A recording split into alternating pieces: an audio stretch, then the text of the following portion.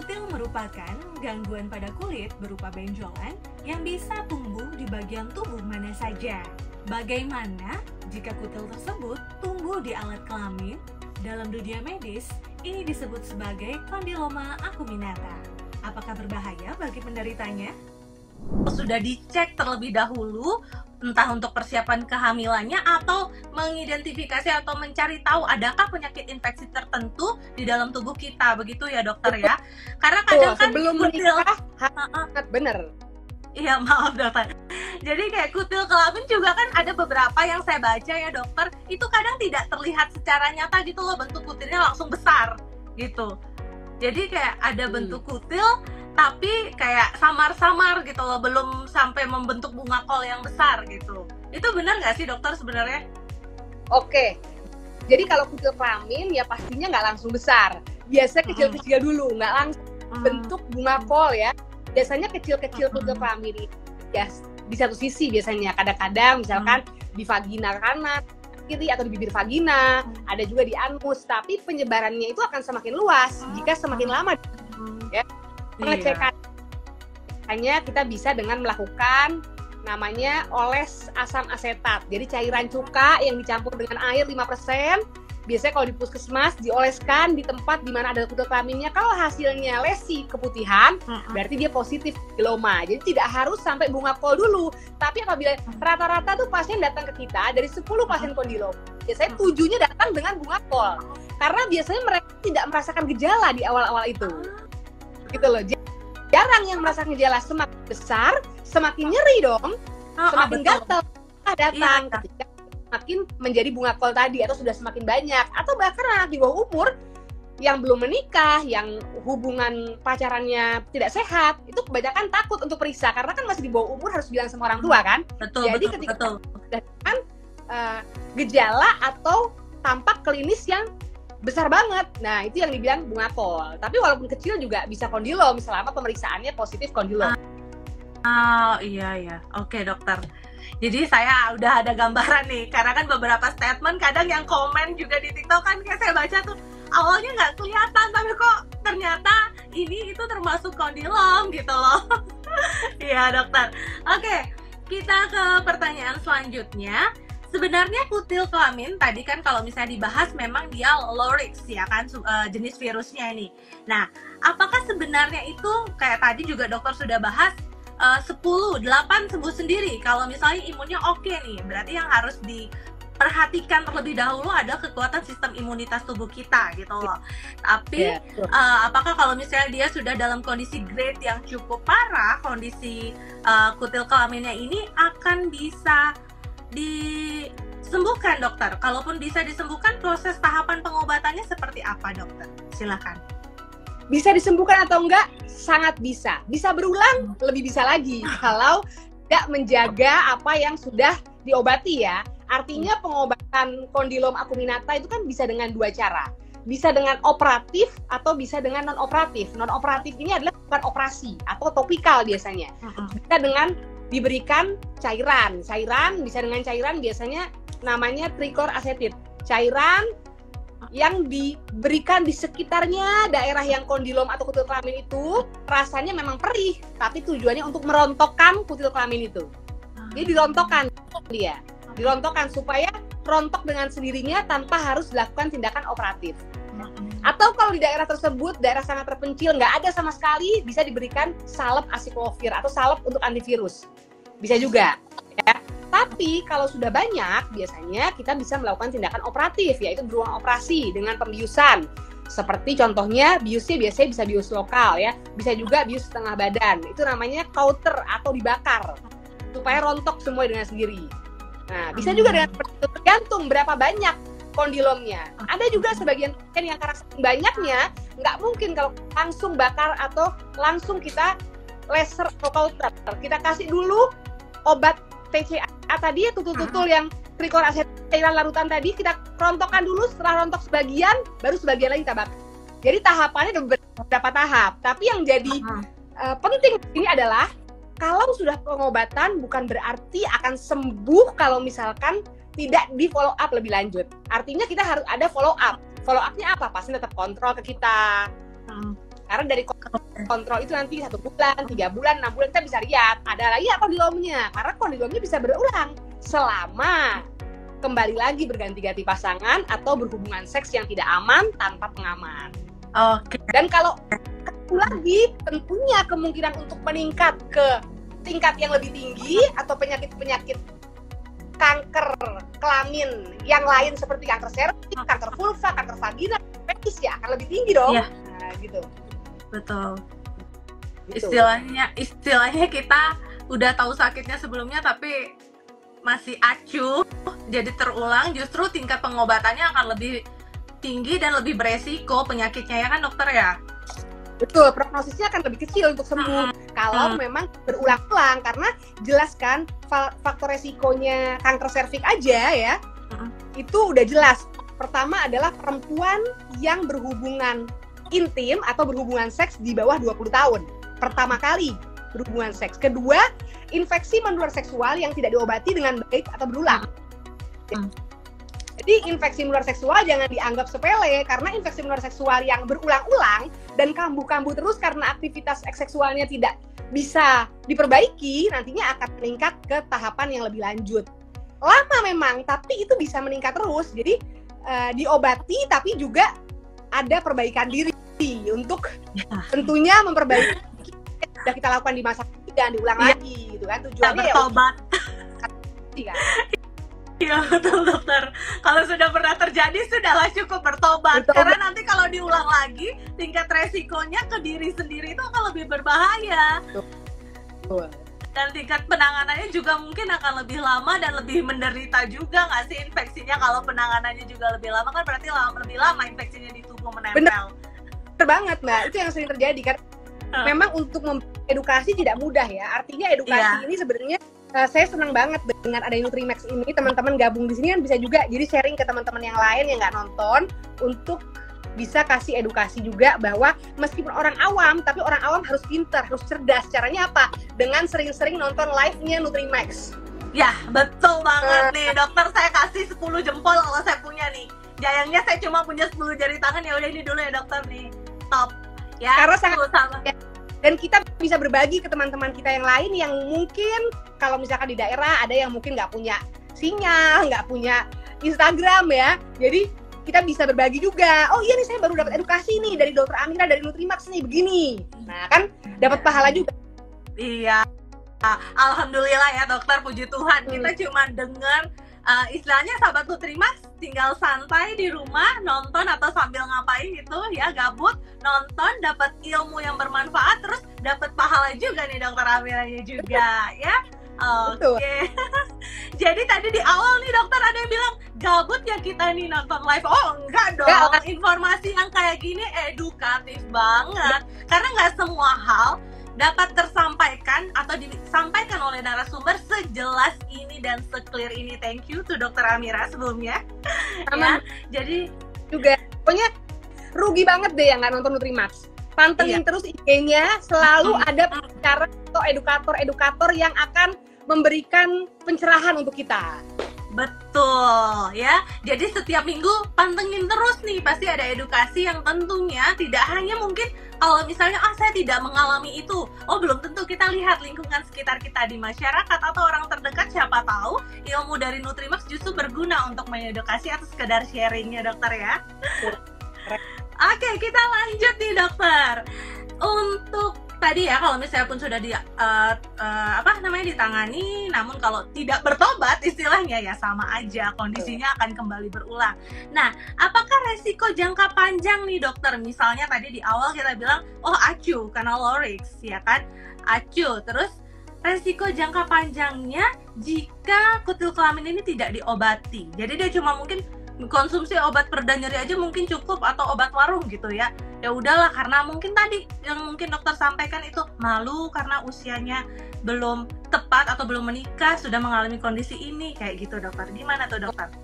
Oke, kalau untuk laki-laki ya yang jelas kalau tidak atau tidak berobat dan bertaubat tadi ya tentunya kedepannya bisa kena kanker penis, kanker anus ya. Dan itu jelas banget kalau memang penularan kanker anus dan kanker penis itu awalnya adalah dari hubungan seksual yang tidak aman yang memaparkan virus HPV ya. Makanya nanti bisa naik lagi ke tingkatan tipe yang high risk. Kalau untuk perempuan jelas ya sudah terbukti banget di Indonesia datanya dalam 1 jam 2 perempuan meninggal karena kanker serviks ya. Dan kanker serviks resikonya adalah hubungan seksual di umur di bawah 20 tahun pertama. Selain itu juga infeksi menular seksual yang tidak ditangani dengan baik dan tentunya tidak melakukan pengobatan yang adekuat terhadap infeksi menular seksual ini ya. Dan kanker serviks nggak cuma hanya sekedar kanker serviks aja, ada juga kanker-kanker lain pada perempuan, kanker vulva, kanker vagina ya. Dan itu semua juga diawali dari perilaku seks yang tidak aman dan tidak ada pengobatan yang optimal. Jadi tentu jangka panjang ya lebih bahaya kalau memang tidak melakukan terapi yang tepat ya. Tentu bagaimana terapi yang tepat? Terapi yang tepat dimulai dari periksa dokter kandungan dulu atau ke dokter kulit. Artinya kalau misalkan pasiennya tidak hamil biasanya kan bisa ke dokter kulit kelamin. Ya. Kalau pasiennya hamil tentunya biasanya ke dokter kandungan ya. Tapi yang paling penting adalah mengikuti petunjuk dokter kulit kelamin atau dokter kandungan. Jangan nanti sudah diberikan terapi oleh dokter kulit kelamin masih memakai obat-obatan yang tidak sesuai dengan standar medis. Katanya sih ini pakai ini aja, katanya sih ini pakai ini aja. Nah akhirnya nanti nggak sembuh-sembuh tuh infeksi persistennya. Gitu. Jadi kalau udah memutuskan untuk berobat ya fokus untuk obat aja. Karena banyak juga pasien saya yang sudah diobati tapi obat-obat lain yang nggak sesuai sama standar medis, akhirnya datang malah makin banyak.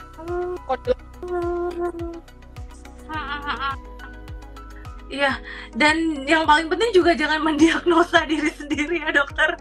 Ini paling cuma alergi gitu, ternyata dibiarin lama-lama jadi pembangkang.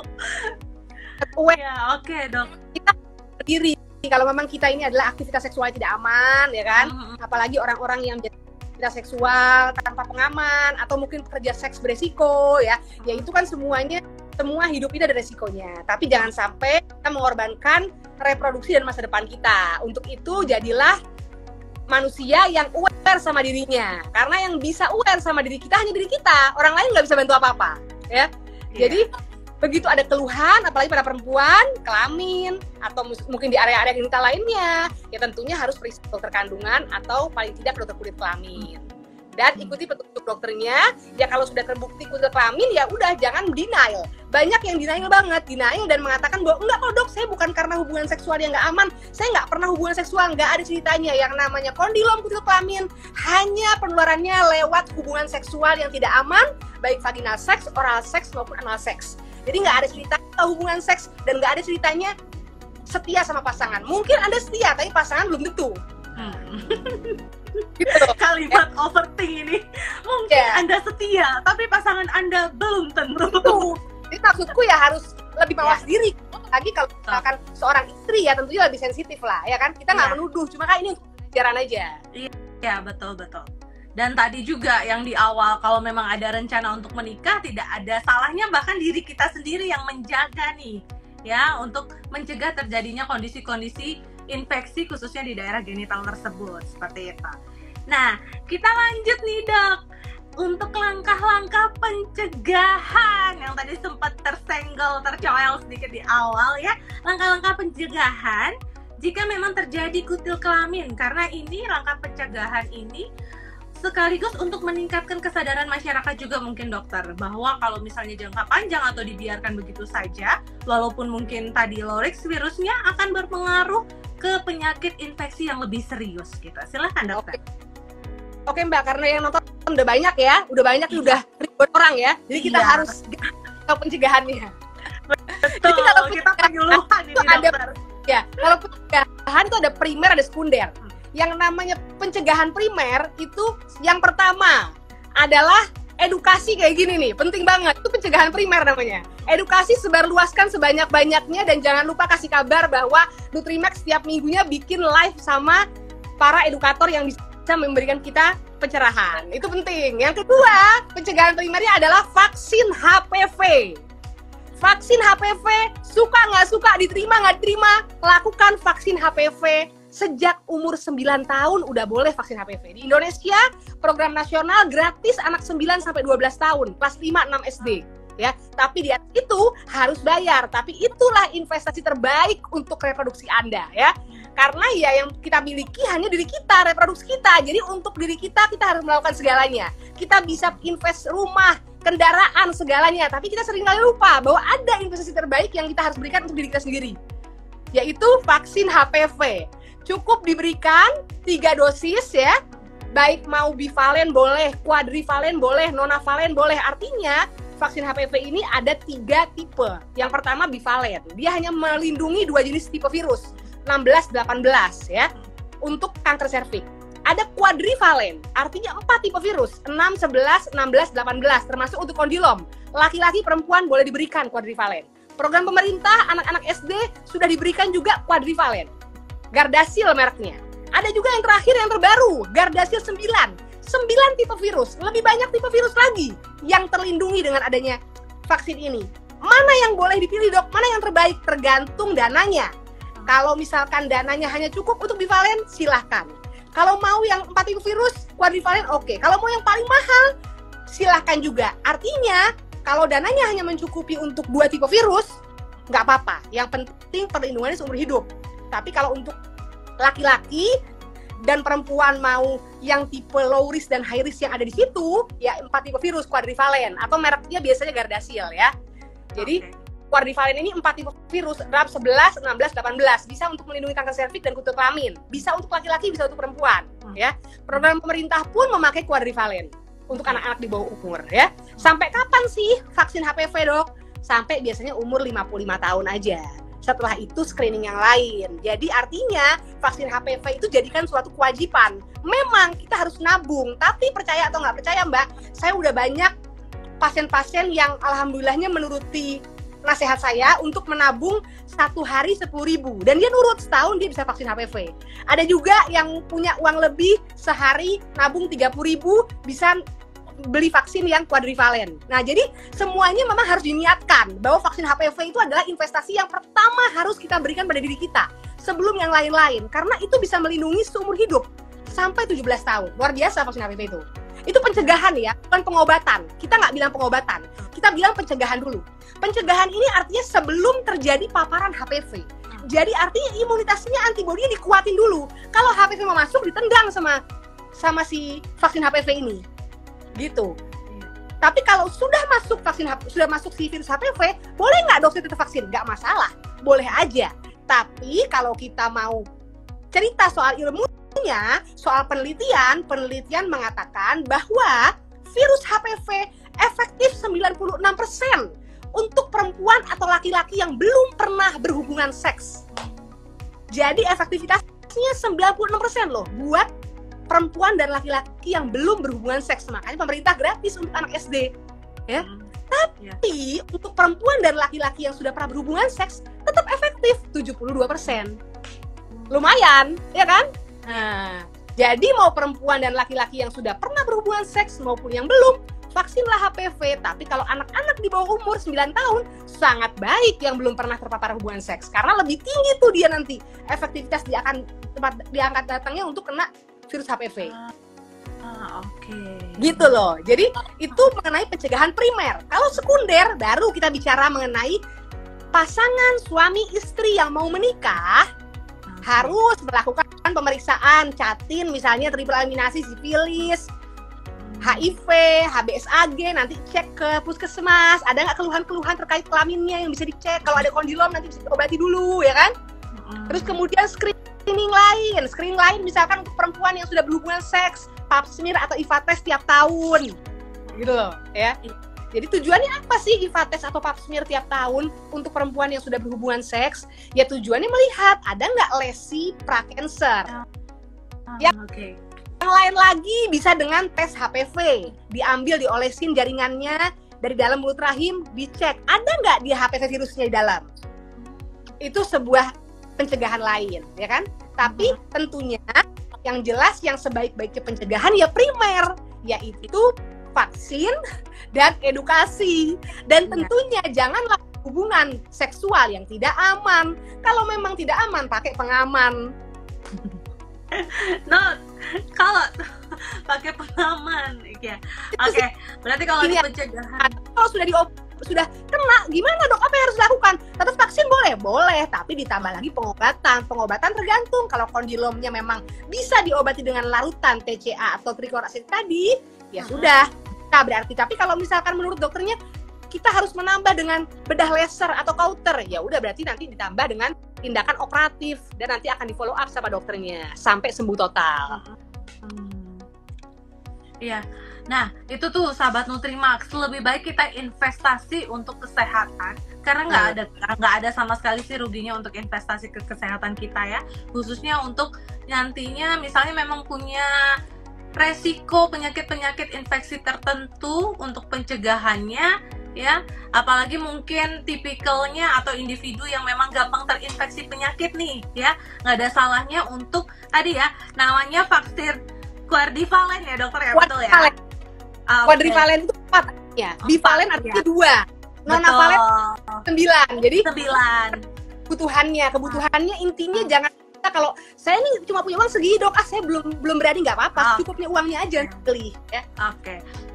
Berarti kalaupun misalnya nanti mau vaksin nih dok, tahapan pertama mereka pilihnya vaksin yang 2, terus nanti kalau ada tabungan lagi langsung ke vaksin 9 sebenarnya nggak masalah ya dokter ya? Boleh. Atau perlu ada tahapan tertentu? Biasanya gini, kalau misalkan vaksin tahapannya kan biasanya pasti pasiennya datang ke kandungan dulu kan, perempuan itu dokter kandungan biasanya, nanti kan kandungan berikan ya edukasi dari mulai nanti wawancara awal, nanti akhirnya kan dong pasti sama dokter kandungannya.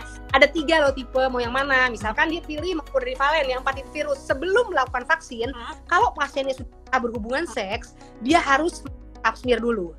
Harus pap smear dulu ya. Kalau pap smear tiap tahun, kalau HPV tes tiap 5 tahun. Bisa juga lebih bagus kombinasi pap smear ditambah HPV virus. Itu akan sangat efektif hasilnya untuk menilai jaringan dari normal ke cancer atau pra-cancer, karena cancer tidak datang langsung. Cancer itu perlu waktu bisa 3 sampai 13 tahun dari mulai pra-cancer menuju cancer. Artinya lama dan sangat bisa dicegah. Tapi kenapa di Indonesia 1 jam 2 perempuan meninggal karena kanker serviks? Karena rendahnya pencegahan, rendahnya screening. Kalau di luar negeri screening adalah hal yang umum. Kalau di Indonesia menakutkan, perempuan takut mau screening. Padahal sebaik-baiknya pencegahan screening. Gitu. Jadi apa yang harus dilakukan kalau sudah pernah berhubungan seksual, datang ke dokter kandungan, nanti akan dipap smear dulu. Kalau hasil pap smear negatif, baru bisa divaksin. Kalau hasilnya positif, diobati dulu pap smearnya. Hasilnya yang positif itu baru dia melakukan vaksin. Nah, tapi kalau dia anak perempuan yang belum pernah berhubungan seks, nggak pakai pap smear, langsung vaksin. Gitu. Vaksinnya sekali 0 bulan, 1 atau bulan kedua dan bulan ke-6 nanti. Gitu. Wah, terima kasih ya dokter. Amat sangat jelas, saya clear banget memahaminya. Jadi ini juga bisa untuk menjadi bekal saya ke depan. Begitu juga tentunya pasti dengan sahabat Nutri.